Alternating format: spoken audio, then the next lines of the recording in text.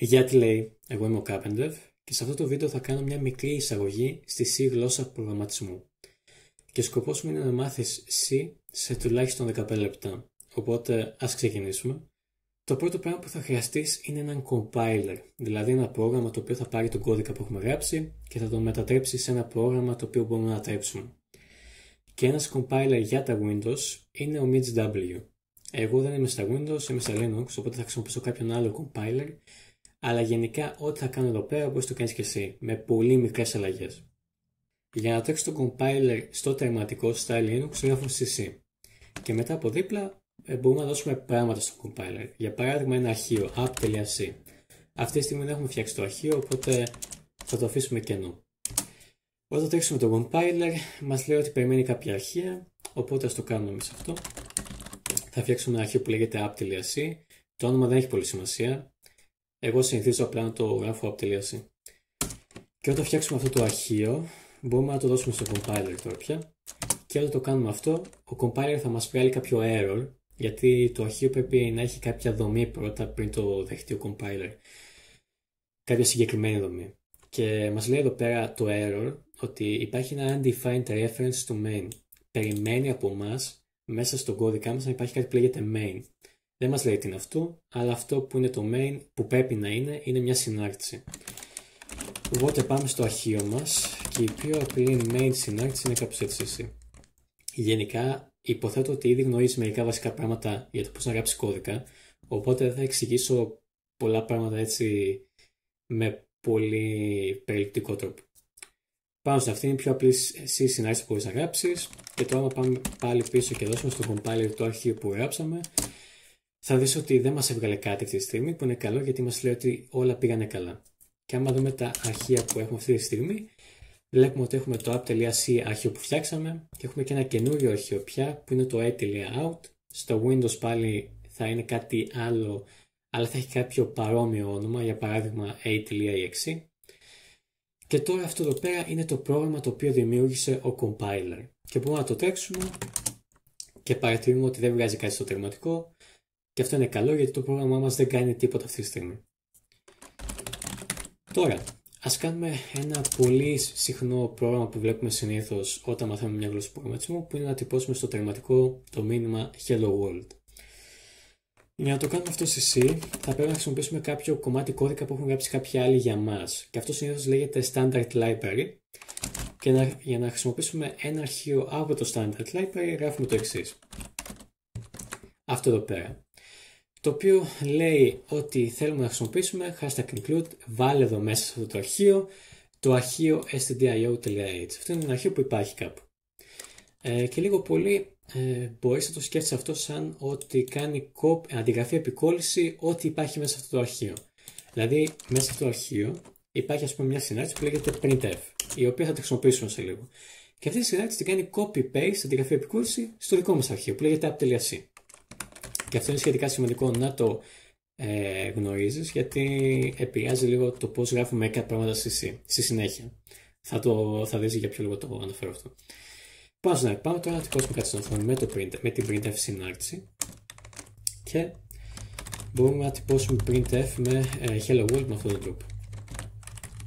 Βάζουμε εδώ πέρα τους χαρακτήρες, μια σειρά από χαρακτήρες τη γράφουμε κάπως έτσι. Και το /n εδώ πέρα λέει ότι εδώ πέρα ξεκινάει μια καινούργια γραμμή. Και τώρα πάμε πίσω στον compiler και δώσουμε ξανά το αρχείο μας και το τρέξουμε. Βλέπεις ότι τώρα τυπώνει στο τερματικό Hello World, που είναι πάρα πολύ ωραίο. Τώρα υποθέτω είναι μια καλή στιγμή να σου εξηγήσω τους βασικούς τύπους της C. Η C έχει 4 βασικούς τύπους που είναι το char, το int, το float και το w. Για να φτιάξουμε μια μεταβλητή στη C βάζουμε τον τύπο αριστερά και το όνομά της δεξιά.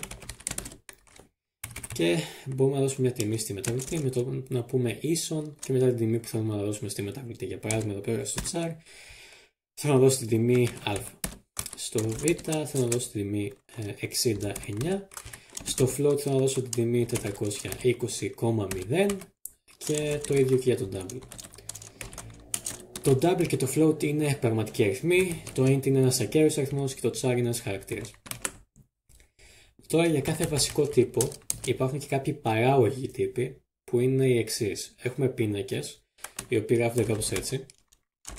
Int, το όνομα του πίνακα και μετά εδώ πέρα αυτό εδώ πέρα και εδώ πέρα αυτό. Και αυτό εδώ πέρα λέει το εξής, ότι έχουμε ένα πίνακα και το καταλαβαίνεις ότι είναι πίνακας με αυτό το σύμβολο. Ο πίνακας μας αποτελείται από 10 στοιχεία. Αυτό εδώ πέρα το 10 είναι τα πόσα στοιχεία έχει ο πίνακας. Και μετά αριστερά αυτό εδώ πέρα μας λέει τον τύπο των στοιχείων που έχει ο πίνακας. Σε αυτή την περίπτωση το array έχει στοιχεία που έχουν τον τύπο int. Για να έχουμε πρόσβαση σε ένα από αυτά τα στοιχεία γράφουμε array μετά αυτό το σύμβολο και μετά το ποιο στοιχείο θέλουμε. Αν θέλουμε το πρώτο στοιχείο γράφουμε 0, το δεύτερο 1, το τρίτο 2.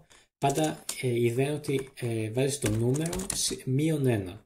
Ωραία, αν θες δηλαδή το τελευταίο στοιχείο του πίνακα γράφεις 10 μείον 1, δηλαδή 9. Και μπορούμε τώρα αυτό το array 9 να το χρησιμοποιήσουμε σαν μια μεταβλητή. Να πούμε δηλαδή ίσον ας πούμε με την τιμή 69. Μπορούμε επίσης να τη χρησιμοποιήσουμε κιόλας για παράδειγμα να τη θέσουμε, να πούμε ότι το β έχει την τιμή που έχει το array 9. Το ίδιο πράγμα. Και μπορούμε να τυπώσουμε μεταβλητές. Υποθέτω είναι κάτι που μπορούμε να κάνουμε όσο δείχνω τους τύπους που υπάρχουν στην C. Μετά πάμε στο printf και μπορούμε να πούμε εδώ πέρα τι% και μετά d. Αυτό εδώ πέρα λέει ότι εδώ πέρα βάζουμε ένα νούμερο και συγκεκριμένα ένα ακέραιο αριθμό. Και μετά δίπλα από το string μπορούμε να βάλουμε τη μεταβλητή που θέλουμε να τυπώσουμε. Για παράδειγμα, να τυπώσουμε το β. Okay. Και τώρα να τυπώσω, άμα ξανακάνω compile και τρέξω το πρόγραμμα, θα δεις ότι τυπώνει Hello World 69. Okay. Αυτά λίγο πολύ για πίνακες και το πώς να τυπώσει μια μεταβλητή. Μπορούμε να τυπώσουμε και παραπάνω μεταβλητές με το να πάμε εδώ πέρα και να πούμε τις 100G. Αυτό είναι για να τυπώσουμε έναν πραγματικό αριθμό, δηλαδή ας πούμε το C. Και άμα θες να τυπώσεις ένα χαρακτήρα βάζεις τις 100C. Και αυτά λίγο πολύ για το printf, δεν χρειάζεται να γνωρίζεις περισσότερο. Αλλά άμα ξανακάνω compile, κάτι έβγαλε, αχ, γιατί. Το char δεν είναι αυτό, γιατί. Α, ναι, σημαντικό.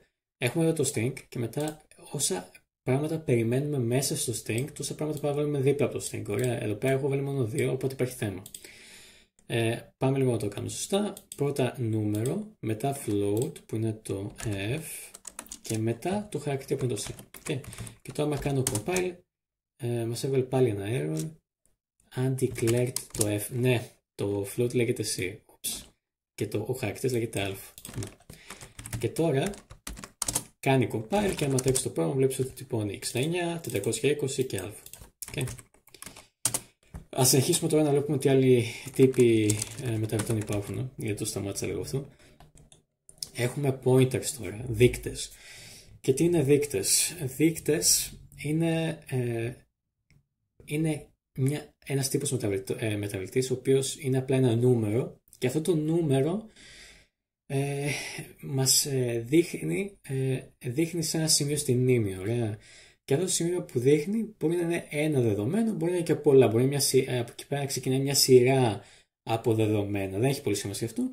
Σημασία έχει ότι απλά δείχνουμε κάπου στη μνήμη με αυτό το δείκτη. Και το να φτιάξουμε ένα δείκτη γίνεται κάπως έτσι. Βάζεις τον τύπο του δείκτη και μετά ένα αστέρι και το όνομα του μεταβλητής. Για παράδειγμα, pointer. Okay.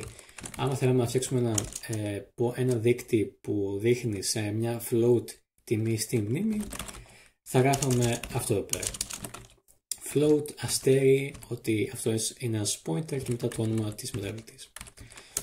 Και τα pointers μπορείς να τα χρησιμοποιήσεις όπως θα χρησιμοποιήσεις ένα πίνακα, επειδή μπορείς να χρησιμοποιήσεις μια σειρά από τιμές, μπορείς να πας εδώ πέρα και να πεις pointer και να χρησιμοποιήσεις το ίδιο σύμβολο που χρησιμοποιήσεις και στους πίνακες, 0, ωραία. Και με αυτό έχεις πρόσβαση, ας πούμε, στην πρώτη τιμή που δείχνει ο δείκτης. Άμα ξέρεις ότι ο δείκτης σου δείχνει απλά μόνο σε μια τιμή, μπορείς κιόλας να χρησιμοποιήσεις αυτό εδώ πέρα το σύμβολο για να έχεις πρόσβαση στην τιμή. Είναι το ίδιο πράγμα. Δηλαδή και αυτό εδώ πέρα και το 0 είναι το ίδιο πράγμα γενικά. Και μπορείς να κάνεις ό,τι έκανες στον πίνακα. Δηλαδή να πεις ότι αυτό εδώ πέρα είναι ίσο, ας πούμε, με την τιμή 34. Το μόνο που θέλει λίγο προσοχή είναι ότι αυτή τη στιγμή ο pointer μας δεν δείχνει πουθενά. Ωραία, οπότε πρέπει να το κάνεις αυτό. Πρέπει να πας εδώ πέρα και να πεις pointer ίσον κάπου στη μνήμη. Ωραία, και έχουμε ήδη κάποια σημεία στη μνήμη που θα χρησιμοποιήσουμε.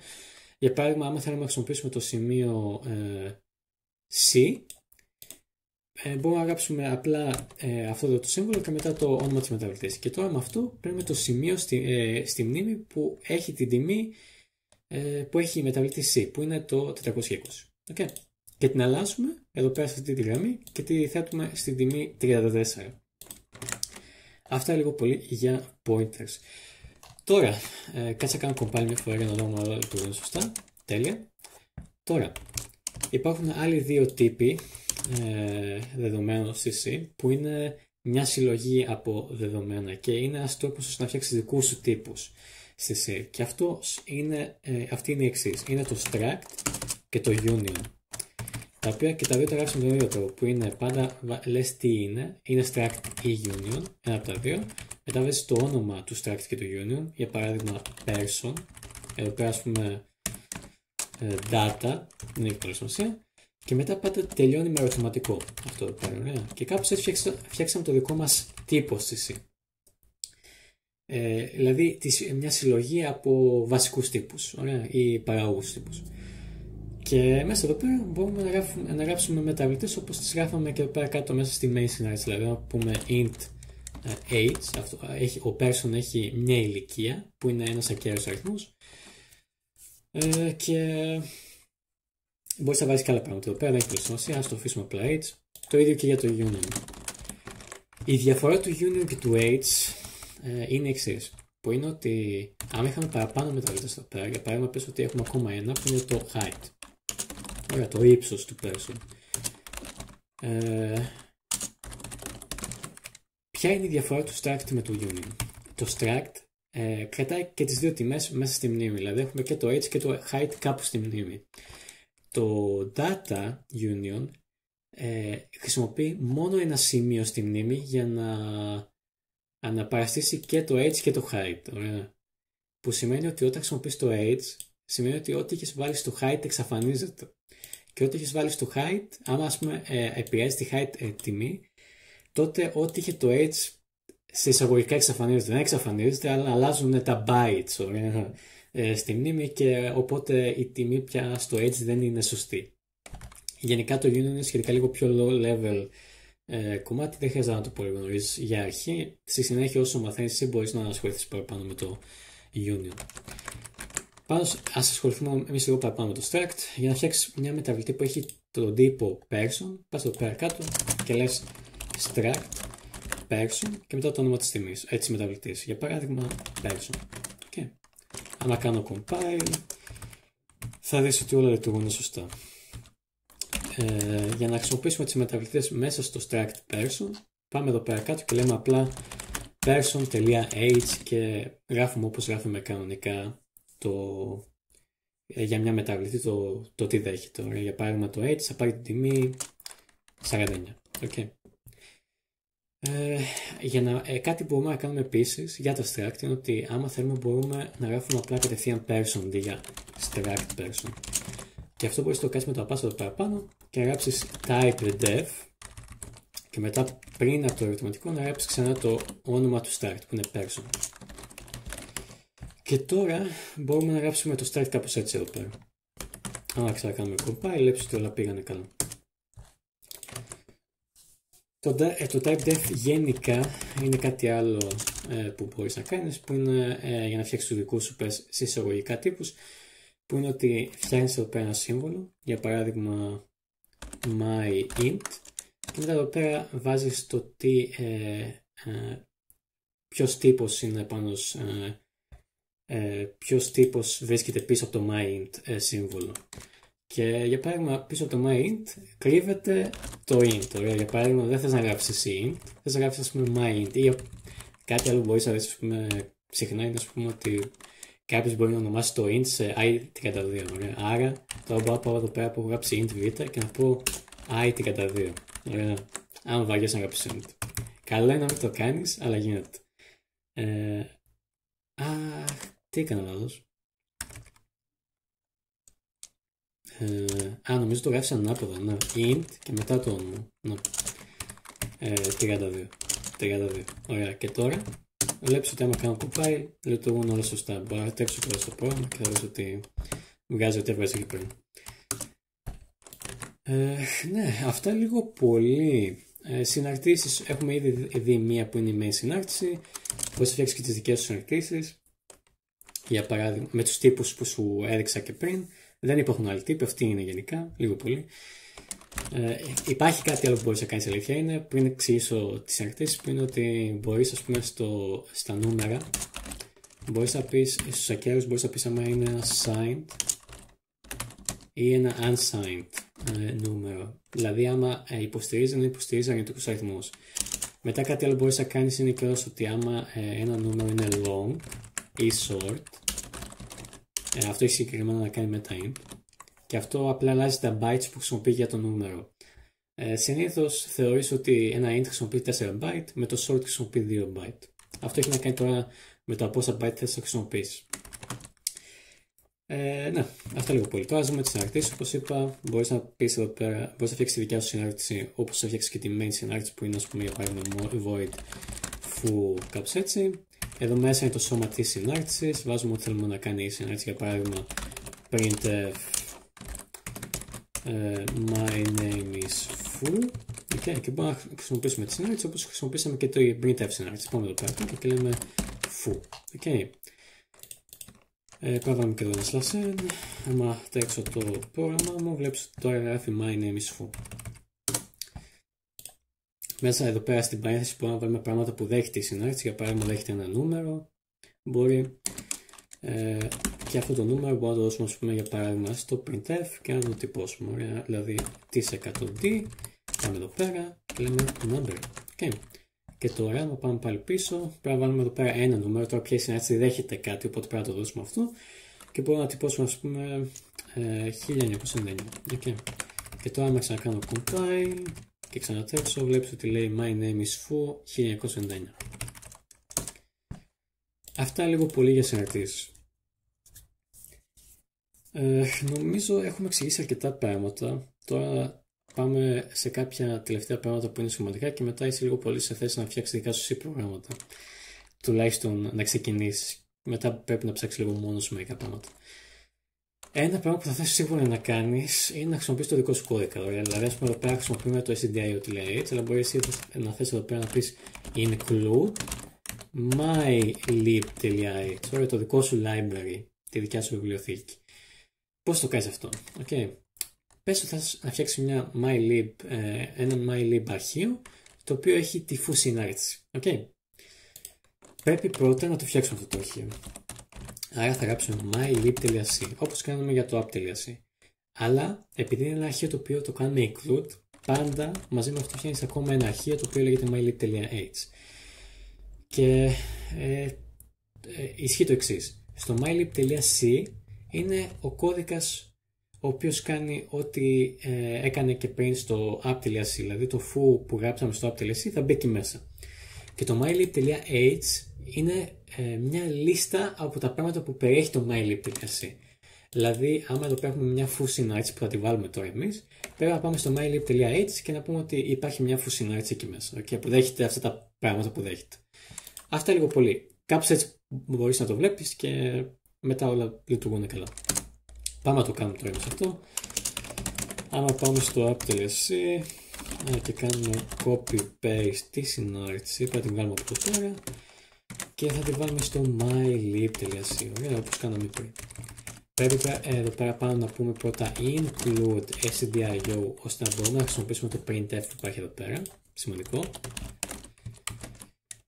Και τώρα πρέπει να πάμε στο mylib.h και να πούμε ότι υπάρχει μια foo συνάρτηση μέσα στο .c αρχείο.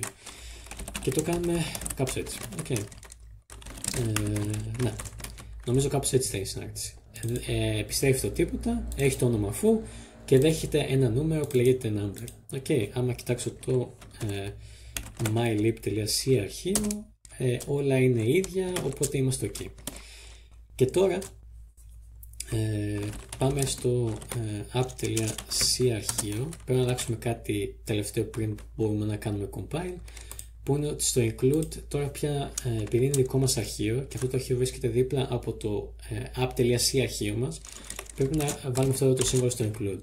Και αυτό λέει λίγο πολύ ότι ψάχνω ένα αρχείο δίπλα από τα αρχεία μου. Ενώ αυτό το σύμβολο εδώ πέρα λέει ότι ψάχνει ένα αρχείο κάπου συγκεκριμένα στο σύστημα. Δεν έχει πολύ σημασία. Πάντως τώρα θεωρητικά μπορούμε να κάνουμε compile το πρόγραμμα με το να γράψουμε app.c και μετά πρέπει να δώσεις ό,τι άλλο C αρχείο έχει ο φάκελός σου. Δηλαδή, σε αυτή την περίπτωση mylib.c. Okay. Και τώρα βλέπεις ότι έκανε compile και τώρα μετάξουμε το πρόγραμμα, γράφει my name is foo. Okay, όπως έκανε και πριν. Αυτό είναι λίγο πολύ το πράγμα που θα κάνεις γενικά σε C. Όταν θες να φτιάξεις ένα καινούριο αρχείο το οποίο θες να κάνεις include, πάντα φτιάχνεις ένα .c αρχείο, ένα .h αρχείο για αυτό το αρχείο. Στο .h αρχείο κάνεις μια λίστα από τα ονόματα που περιέχει το .c αρχείο και μετά απλά μπορείς στο app.c αρχείο να κάνεις include το .h αρχείο. Και στο τερματικό στον compiler πρέπει πάντα εδώ πέρα να δώσεις όλα τα C αρχεία που έχεις. Ωραία. Αυτό. Κάτι τελευταίο που μπορώ να δείξω είναι ότι υπάρχει ένα θέμα αυτή τη στιγμή που είναι ότι δεν μπορούμε να κάνουμε δύο φορές include το mylib.h. Δηλαδή αν πάω εδώ πέρα και το κάνω αυτό θα βγάλει κάποιο error αυτή τη στιγμή. Δεν έβγαλε, που είναι ενδιαφέρον, αλλά κανονικά υπάρχει error. Γιατί δεν έβγαλε? Κανονικά θα βγάλει. Πάντως δεν έχει σημασία. Σημασία έχει ότι υπάρχει ένα μικρό θεματάκι, το οποίο είναι ότι είχα αναφέρει και πριν ότι το include κάνει αντιγραφή επικόρυση ό,τι περιέχει το αρχείο μας. Okay. Τι περιέχει το mylib.h αρχείο? Περιέχει αυτό εδώ πέρα. Αυτό εδώ πέρα δεν θες να το κάνεις copy-paste 100 φορές. Γιατί υπάρχει θέμα μετά, ωραία. Γιατί αν υπάρχει ήδη μια φορά το όνομα, δεν θες να υπάρχει και δεύτερη φορά. Δεν ξέρω για ποιο λόγο δεν βγάζει error, αλλά anyway. Κανονικά αυτό δεν μπορείς να το κάνεις. Οπότε πρέπει να υπάρχει ένας τρόπος να υπάρχει μόνο μια φορά αυτό το όνομα. Και πώς το κάνεις αυτό? Με το να δημιουργήσεις κάποιο if statement, το οποίο δεν μοιάζει με το κανονικό if statement της C, είναι λίγο ιδιαίτερο. Το οποίο είναι κάπως έτσι. Okay. Hashtag if def. Και εξετάζουμε αν υπάρχει ένα σύμβολο. Σε αυτή την περίπτωση συνήθως πάντα γράφεις mylib.h, το όνομα του αρχείου. Και νομίζω συνήθως βάζεις και αυτό εδώ πέρα, δεν έχει πολύ σημασία, αλλά anyway. Και μετά λες hashtag define, αυτό το σύμβολο. Και μετά στο τέλος, όταν έχεις τελειώσει με όλα τα ονόματα που έχεις βάλει εδώ πέρα στο h αρχείο, πας και λες if. Αυτό είναι γενικά κάτι που θα το κάνεις πάντα στα .h αρχεία σου. Ώστε να μπορείς ώστε να μην υπάρχει θέμα όταν κάνεις include 2 ή 3 φορές το ίδιο αρχείο. Ναι, αυτά λίγο πολύ νομίζω. Τι πήγε λάθος? Έκανα κάτι λάθος.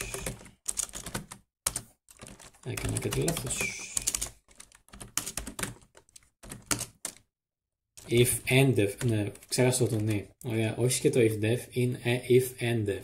Ωραία. Και τώρα βλέπεις ότι κάνει compile κανονικά. Κάτι άλλο που νομίζω ότι ξέχασα να αναφέρω είναι τα if statements, τα while statements, τα for statements και το go to.